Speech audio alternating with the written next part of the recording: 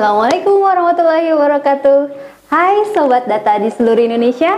Kembali lagi bersama saya, Neng Rizka. Masih di program Warstat Podcast BPS Kabupaten Ciamis. Nah, Warstat pada kali ini kita akan masuk ke segmen Sakernas, sajian Kerpanas. Apa sih sajian Kerpanas pada kesempatan kali ini?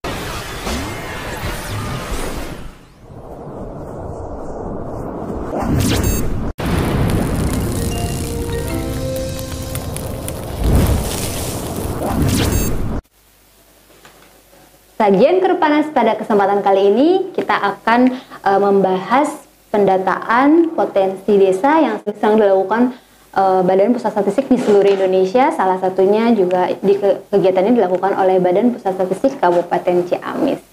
Nah, narasumber Sakernas pada kesempatan kali ini akan menghadirkan salah satu instruktur daerah BPS Kabupaten Ciamis pada kegiatan pendataan potensi desa tahun 2021. Nah, kita langsung saja sapa yuk Sobat Data. Ini dia, ini adalah salah satu instruktur daerah yang senior saya, ini ya. Senior saya yang tapi masih awet muda gitu. Ya, Mbak Nur Azizah Muyasaroh ya. Aduh, saya tuh suka agak susah, bukan susah, suka ini ya. Orang-orang kayaknya suka agak salah ya Mbak ya. Nur Azizah Muyasaroh gitu ya. Iya, Mbak Nur Azizah Muyasaroh SST adalah statistisi muda di BPS Kabupaten Ciamis. Kebetulan sekarang di fungsi statistik sosial ya, yang bertanggung jawab di kegiatan pendataan potensi desa tahun 2021 ya Mbak ya. Nah nih Mbak nih, sekarang kita akan ngebahas tentang kegiatan yang sedang dilakukan ya, yang sedang gitu kan, kegiatan besar yang dilakukan oleh BPS di seluruh Indonesia, salah satunya BPS Kabupaten Ciamis juga. Nah, sebenarnya apa sih Mbak Podes ini gitu? Mungkin kan banyak juga Sobat Data yang belum tahu gitu kan, apa sih pendataan potensi desa. Mungkin kalau dilihat dari potensi desa, oh berarti kayaknya ini ngedata desa gitu. Tapi kan kita belum tahu nih gitu kan lebih detailnya gimana. Itu gimana nih Mbak nih, jadi kegiatan potensi desa nih? Ya silahkan nih Mbak, coba. Jadi Neng Rizka, ya, gimana, Mbak? pendataan potensi desa itu tadinya dilakukan oleh BPS 2 tahun sebelum pelaksanaan sensus.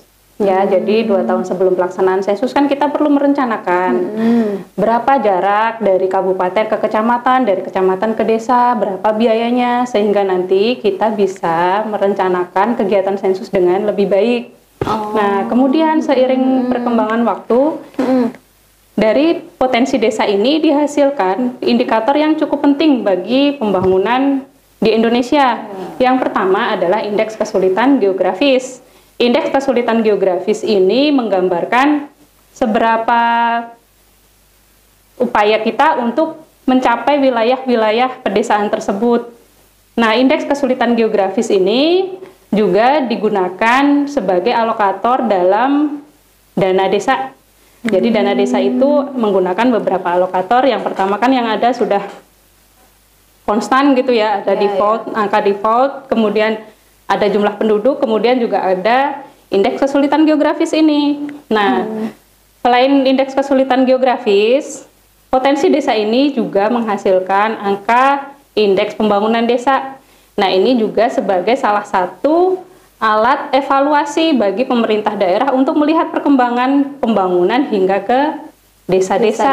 Ya. Karena sesuai dengan amanat konstitusi ya, kita ingin pembangunan itu merata bukan betul. Hanya di kota, tapi juga sampai ke desa-desa, seluruh pelosok ya, apalagi Indonesia kan kepulauan ya Mbak. Ya, jadi pendataan kita itu dilakukan dari Sabang sampai Merauke hingga ke seluruh pelosok pedesaan, kelurahan.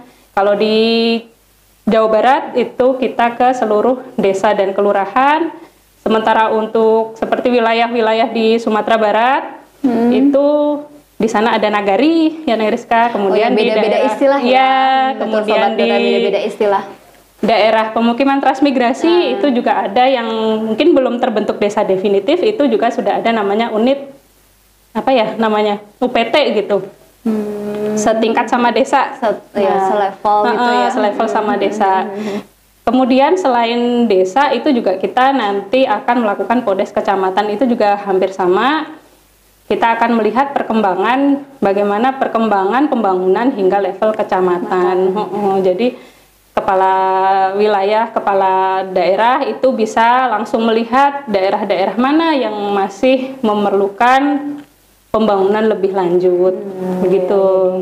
Ini ya ternyata jadi awalnya memang untuk kebutuhan BPS awalnya ya ternyata Sobat Data ya, tapi setelah dilihat-lihat lagi, wow ternyata manfaatnya luar biasa banyak ya gitu ya. Betul sekali. Pemanfaatan data ini gitu untuk pembangunan gitu ya, betul. Jadi akhirnya data-data yang dihasilkan dari potensi desa ini bisa untuk perencanaan pembangunan. Betul sekali. Pemerataan pembangunan ya sampai jadi bisa melihat sejauh mana infrastruktur itu berkembang. Misalnya kalau di kota kita terbiasa hidup di kota, mungkin kita sudah terbiasa ya melihat jalan yang fasilitas sudah tersedia ya. Nah, untuk sampai ke desa-desa itu juga kita ingin melihat jalan ke desa itu bagaimana, apakah sudah bagus atau belum, jembatannya gimana, apakah terjadi bencana. Ini loh Neng Rizka, kan kita sering ada bencana alam, jadi untuk mitigasi juga, jadi dari data potensi desa itu kita bisa memperkirakan nih yang daerah-daerah rawan bencana itu yang mana gitu. Jadi kita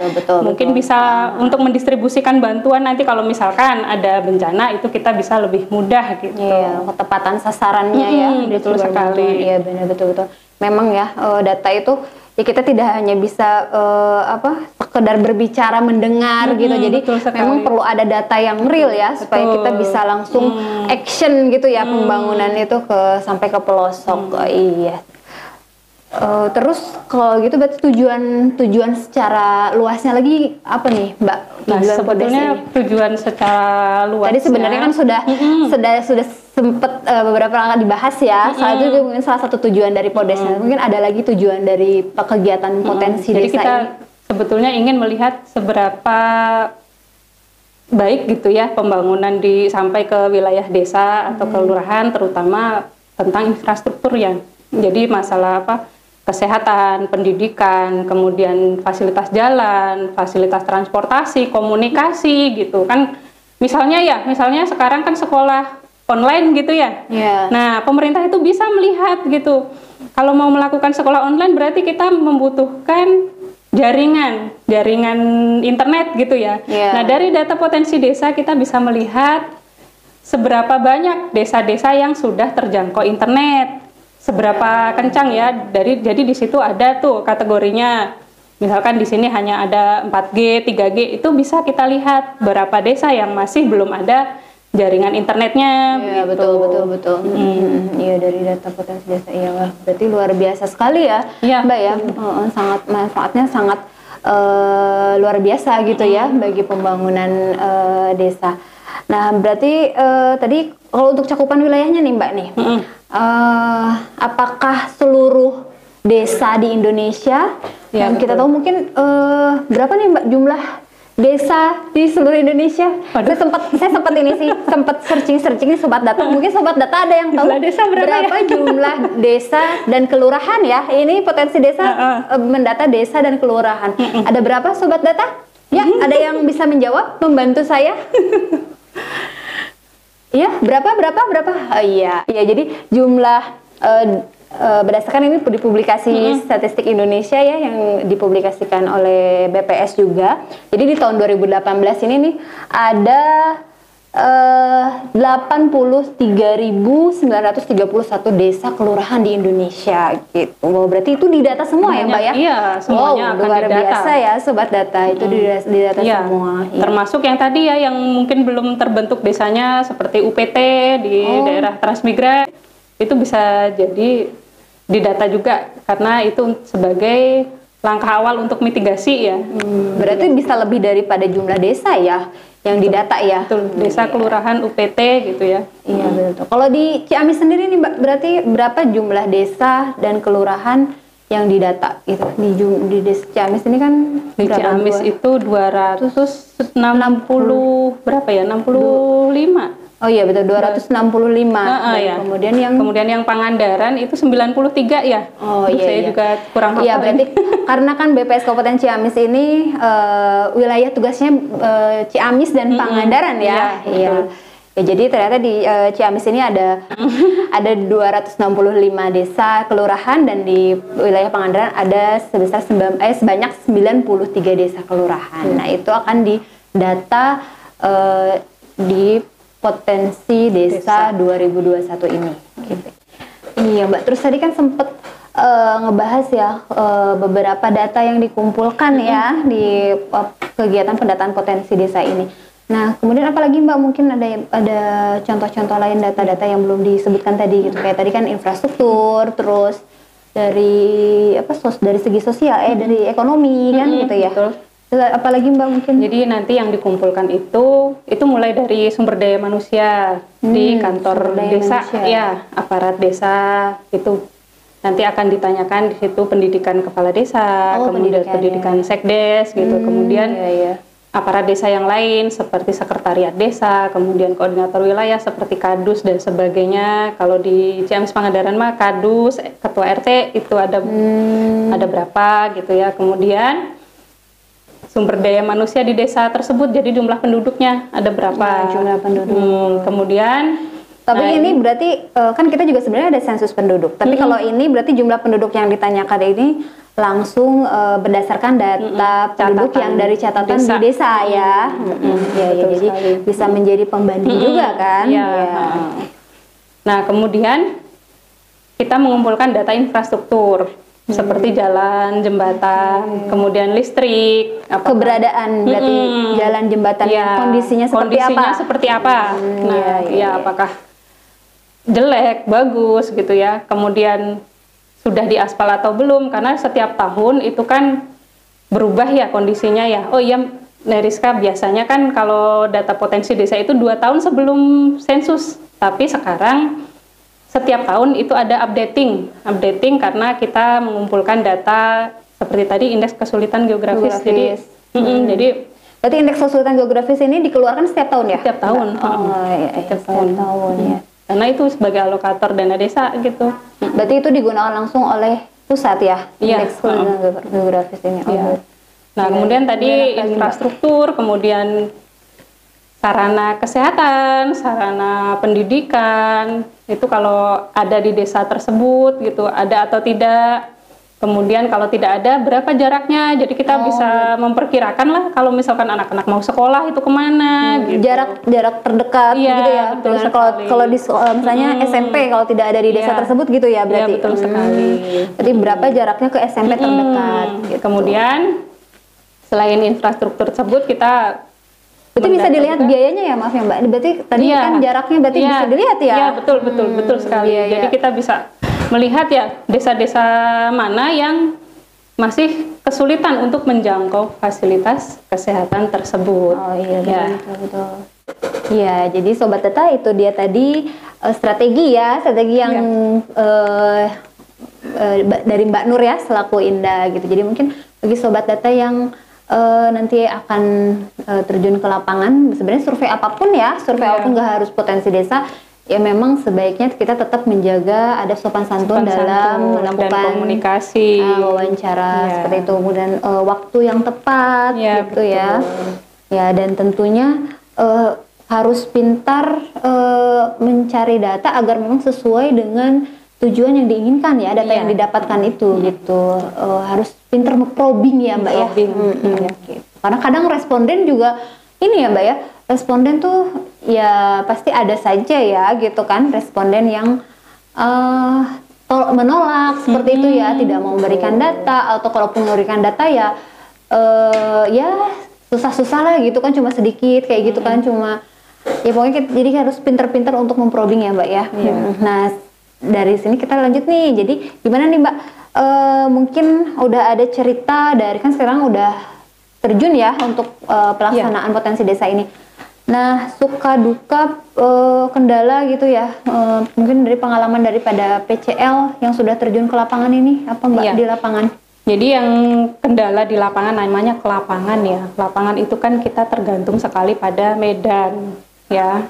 untuk apalagi ini potensi desa ke pelosok-pelosok ya Mbak ya. Sampai ke pelosok semuanya didata kan. Medannya nah, kan untuk yang ini. Untuk Kabupaten Ciamis sih alhamdulillah ya semuanya sudah bisa dijangkau dengan kendaraan bermotor, baik roda 4 maupun roda 2 gitu ya. Cuma kadang-kadang ketika mau ke lapangan itu terkendala tiba-tiba hujan. Nah, itu juga betul. Kadang ya teman-teman di sini saya harap untuk para petugas ya tetap menjaga kesehatan ya. Kalau misalkan lagi di jalan mau ke desa mana hujan ya berteduh dulu, jangan dipaksakan. Siapkan jas hujan gitu. Kemudian kendala lagi kalau pendataan sekarang ini kan pakai aplikasi, kemudian untuk pengiriman itu kan membutuhkan jaringan internet. Nah, sementara kita tahu juga masih ada ya daerah-daerah yang sinyal internetnya itu masih lemah. Jadi petugas kesulitan untuk mengirimkan data. Nah, ini bisa diantisipasi. Solusinya gimana Mbak itu? Di ICS itu tersedia menu simpan. Jadi disimpan dulu begitu kita sudah selesai wawancara dengan perangkat desa, sudah selesai semuanya sudah terisi. Itu semuanya disimpan dulu. Nanti ketika mendapatkan jaringan internet yang bagus, itu baru dikirim. Oh iya, berarti bisa seperti itu ya. Jadi nggak harus di tempat desa tersebut gitu ya. Jadi pas kita wawancara mungkin kita bisa simpan dulu gitu ya. Kalau memang jaringannya jelek gitu. Kalau misalnya jaringannya bagus berarti bisa langsung kirim. Tapi kalau jaringannya jelek kita simpan dulu, kemudian cari wilayah yang ada internetnya bagus, kuat, sinyalnya kuat baru dikirim. Gitu kemudian satu lagi kendala itu bahasa kuesioner itu berbeda dengan laporan yang ada di desa gitu. Kadang berbeda gitu kan. Nah, misalkan tentang jumlah warung, jumlah petani mungkin di desa juga nggak ada catatannya gitu. Ada yang tidak begitu ya.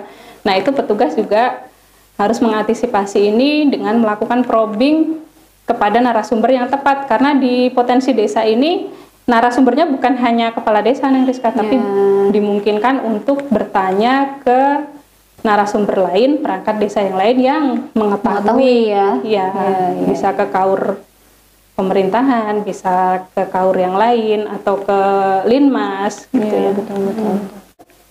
Oh iya nih Mbak, tadi kan kita udah ngobrol cukup lama ya. Gimana kalau kita ngopi dulu? Boleh nih, saya sudah sediakan.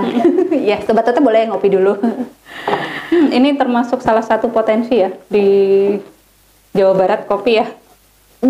Gitu ya. Berarti di data juga ya? Iya, nanti di potensi desa itu juga akan ditanyakan potensi apa saja yang ada di desa tersebut. Misalnya UMKM, itu misalkan ada industri keripik, industri kulit, termasuk kopi misalnya ya, itu juga nanti akan didata juga, akan ditanyakan potensi di desa tersebut apa, terus mencapai pasar ekspor atau tidak gitu. Berarti kita juga bisa tahu sentra misalnya nanti di desa mana nih yang menjadi sentra kopi misalkan gitu ya. Betul sekali. Atau sentra industri misalnya kayak gitu ya. Iya, betul sekali. Iya. Wow. Nah, kemudian karena ini potensi desa itu mengawali kegiatan sensus pertanian, jadi BPS mengumpulkan juga data-data perkiraan ya. Sekali lagi ini baru perkiraan ya. Perkiraan jumlah petani, jumlah rumah tangga pertanian itu berapa di desa-desa tersebut. Nah, ini kan nanti Neng Rizka mungkin tahu juga ya, nanti kalau misalkan mau sensus kan alokasi tugas itu ada ya. Nah, nanti bisa jadi kita berdasarkan data ini kita bisa mengalokasikan kira-kira di desa tersebut kita perlu berapa petugas gitu ya, karena ada jumlah rumah tangga pertanian. Jadi masing-masing subsektor gitu. Jadi tanaman pangan seperti padi palawija itu ada berapa, kemudian yang menanam hortikultura seperti sayuran, buah-buahan itu ada berapa, kemudian apalagi ya, pertanian ya. Oh iya, ini kehutanan. Nah, kehutanan itu kan kita taunya hutan gitu ya. Padahal kehutanan itu tuh maksudnya yang menanam tanaman jenis komoditas kehutanan atau mengambil ini ya seperti getah karet, kemudian tanaman-tanaman kayu, rotan gitu. Bambu. Kemudian Ini perikanan juga, Iya, perikanan nanti ya seperti Ciamis ini kan potensinya luar biasa nih perikanan ya. Iya. Ada gurame, ada nila dan perikanan air tawar. Kemudian di Pangandaran itu juga potensinya luar biasa. Iya, apalagi Pangandaran ya, wilayah dia kan pantai ya. Betul. Jadi nanti akan didata berapa perkiraan jumlah nelayan di sana berapa, petani tanaman pangan berapa gitu. Iya, jadi dengan kalau udah tahu jumlah muatan di sensus Iya. itu, tadi kan kita bisa merencanakan jumlah Kegiatan petugas yang sensus, akan direkrut betul ya. sekali, iya. Karena kan biasanya setiap sensus ya Sobat Data, BPS ini akan merekrut mitra ya, mitra yang biasanya kita sebut mitra ya, petugas yang akan turun di lapangan itu adalah mitra Iya, statistik. betul Nah, sekali. mungkin bagi Sobat Data juga kalau yang mau ikut daftar jadi mitra statistik boleh ya. Asalkan memenuhi Benar, asal memenuhi kriteria, syarat ketentuan ya. berlaku. Syarat dan ketentuan berlaku. Oke, oke. Betul sekali. Ya Mbak, terus sekarang kalau jadwal kegiatan nih Mbak, Ya. jadwal kegiatannya. Jadi jadwal kegiatan itu didahului dengan kegiatan pelatihan karena untuk petugas Podes ya itu harus mengetahui konsep dan definisi yang tercantum di dalam kuesioner. Jadi nanti ada namanya kuesioner setiap pendataan itu petugas harus memahami. Jadi dilakukan pelatihan selama 3 hari. Kemarin BPS Kabupaten Ciamis sudah melakukan itu tanggal 27 sampai 29 Mei. Ya, kemudian nanti pendataannya sendiri ini udah mulai ini Neng Rizka tanggal 2 ya, tanggal 2 Juni. 2 kemarin ya. Tanggal 2 kemudian sampai tanggal 30. Tanggal 2 hari ini. Tanggal 2 hari ini ya? Betul ya? Ya, iya. Aduh. Jadi nanti sampai tanggal 30 itu nanti teman-teman baik petugas mitra maupun pegawai BPS semuanya akan terjun ke lapangan untuk melakukan pendataan potensi desa. Iya. Jadi sampai ke desa-desa gitu dan kelurahan ya, desa dan kelurahan. Iya, iya, iya. Iya, memang pelatihan di setiap kegiatan ya Sobat Data perlu ketahui, setiap kegiatan di BPS ini pasti kita akan lakukan pelatihan dulu ya. Iya, betul sekali. Itu memang untuk menjamin bahwa para petugas ini paham ya, iya, konsep dan definisi paham konsep dan data. definisi yang diinginkan gitu Iya. kan, data apa Iya. gitu kan yang perlu ditanyakan seperti itu, sehingga memang data yang dihasilkan adalah menginginkan ya data yang berkualitas pastinya Iya, ya, iya, karena betul. ya betul, karena ini kan untuk kebijakan ya. Iya, betul Ya. sekali. Oke, berarti kemudian tadi kan sekarang sudah mulai ke lapangan ya, Mbak ya. Nah, kalau sekarang kan nih udah istilahnya kita nih udah sistem segala macam IT ya dikedepankan Iya, gitu. betul. Nah, termasuk sebenarnya di BPS juga kita udah mulai ya menggunakan IT gitu ya, maksudnya dalam pendataan gitu udah mulai paperless ya. Iya. Nah, kalau di pendataan potensi desa ini gimana Mbak? Apakah masih tetap menggunakan ya masih manual gitu kan, atau sudah mulai menggunakan IT?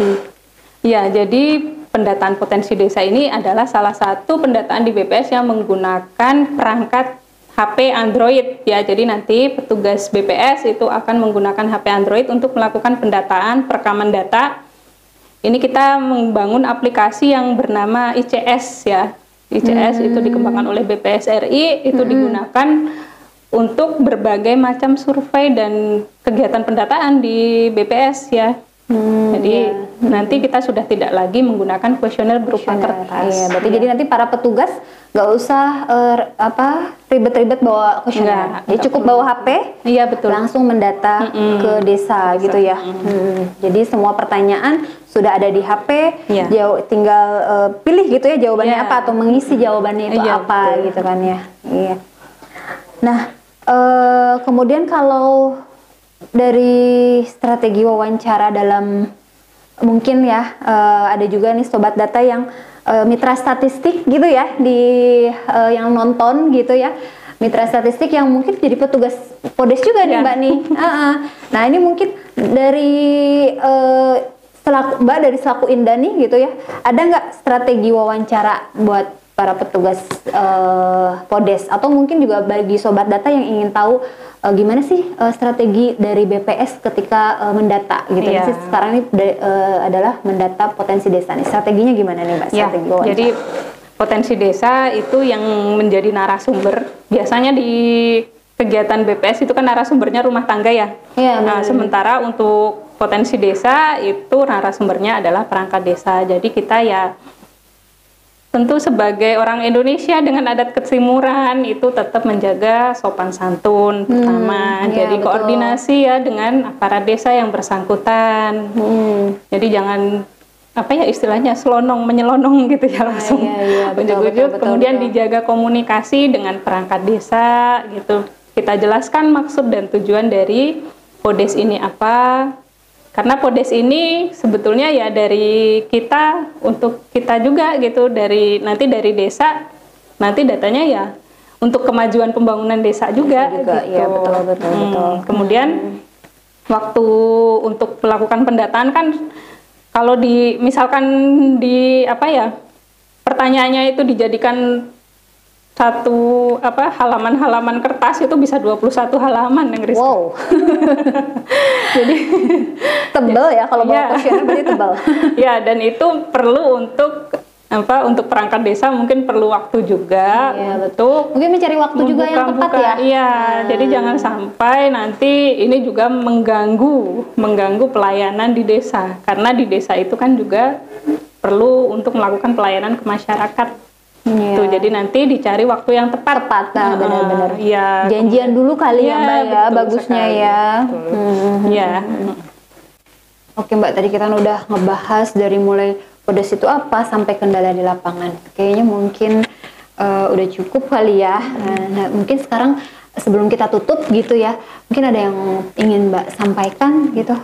Ya, terkait potensi desa ini sebelumnya kami mengucapkan terima kasih yang sebesar-besarnya kepada semua pihak yang sudah mendukung pelaksanaan pendataan potensi desa ini, terutama kepada yang terhormat Bapak Bupati Kabupaten Ciamis dan juga Bapak Bupati Kabupaten Pangandarannya. Hatur nuhun pisan Pak atas dukungannya. Kemudian kepada para petugas, tetap semangat apapun rintangan di lapangan. Kita insya Allah kita usahakan agar Podes ini bisa selesai pada waktunya, kemudian mendapatkan data yang berkualitas. Begitu, Neng? Iya, betul banget, Mbak. Ya, mudah-mudahan kegiatan pendataan potensi desa ini bisa berhasil ya, Mbak ya, bisa sukses, berhasil, lancar, semuanya diberikan kesehatan, keselamatan ya, sampai akhirnya menghasilkan data yang berkualitas yang bisa digunakan untuk kemerataan pembangunan di seluruh Indonesia gitu ya. Oke, Sobat Data di mana saja berada, mungkin cukup sekian ya segmen Sakernas pada kali ini. Jangan lupa like, subscribe, komen, dan share ke seluruh sosmed Sobat Data di seluruh Indonesia. Ya, sampai jumpa. See you. Assalamualaikum warahmatullahi wabarakatuh.